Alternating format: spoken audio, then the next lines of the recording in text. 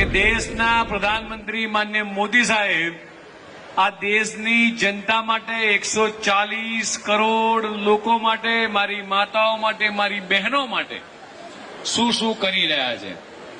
ગામ સંગઠનની અંદર 15 લાખ રૂપિયાનું કોઈ વ્યાજ ભરવાનું આવે છે। એ 15 લાખ રૂપિયા માટે તમારે ક્યાંય કોઈની જરૂર પડી, કોઈ લાગભગની જરૂર પડી, અમારા કાગળની જરૂર પડી, પણ વગર ઓળખાણે તમને તમારા સખી મંડળને કેટલા રૂપિયા આપ્યા? 15 લાખ રૂપિયા। કેટલી બહેનો કામ કરે છે જૂથની અંદર? 10 બહેનો કામ કરે। શું કામગીરી કરે છે? અત્યારે હાલ જિલ્લા પંચાયતમાં કેન્ટીન ચલાવું છું। કેટલા પૈસા આપ્યા મોદી સાહેબે? 10,000 રૂપિયા આપ્યા। ક્યાંથી બંગડી લાવો છો?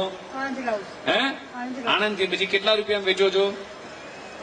અમે ગ્રામ સંગઠનમાંથી 70,000 લીધા હતા, એમાં ઘણી બહેનોને મેં પૈસા આલે છે એ પોતે સ્વમાન બેન તમે હોસ્પિટલ ગયા અને ઓપરેશન કરાયું, એટલે આ કામ સારું કર્યું ના કર્યું?